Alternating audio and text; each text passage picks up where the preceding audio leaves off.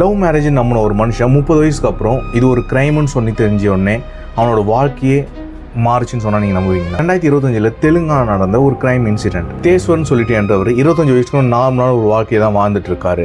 அதுக்கப்புறம் அவர் ரேண்டமாக எல்லாருக்குமே லவ் வர மாதிரி இவருக்குமே லவ் வந்திருக்கு. அப்போ சடனாக ஒரு பொண்ணை பார்க்குறாரு. பொண்ணு பார்க்க கொஞ்சம் அழகாக இருக்குன்னு சொல்லிட்டு இவரும் லவ் பண்ணுறாரு, லவ் ப்ரப்போஸ் பண்ணுறாரு. அவங்களும் ஒத்துக்கிறாங்க. கிட்டத்தட்ட 4 வருஷம் லவ் பண்ணுறாரு. இவரோட 30 வயசுல தான் கல்யாணமே நடக்குது. இதில் என்னடா ட்விஸ்ட் இருக்குது அப்படின்னு கேட்டிங்கன்னா, இவர் கல்யாணம் ஆகிட்டு முதல் இரவு நடந்துச்சுல அன்றைக்கி தான் ட்விஸ்ட்டே. ஏன்னா கல்யாணம் பண்ணிட்டு தேஜேஸ்வர் செம்மையாக கடன்லாம் வாங்கி பயங்கரமாக கல்யாணத்தை பண்ணிவிட்டு அவரோட முதலியருக்கு போகிறாரு. என்ன நடந்திருக்கு தெரியுமா? இவர் 4 வருஷமாக உயிருக்கு உயிராக காதலித்த பொண்ணே இல்லைன்னு சொல்லிட்டு அது ஒரு பையன் டிரான்ஸ்ஜெண்டராக மாறியிருக்காங்க. பட் சுத்தமாக சந்தேகமே வராத அளவுக்கு இருந்திருக்காரு. இந்த 4 வருஷத்தில் இவர் ஒன்றுமே பண்ணலன்னு தான் சொல்லணும்.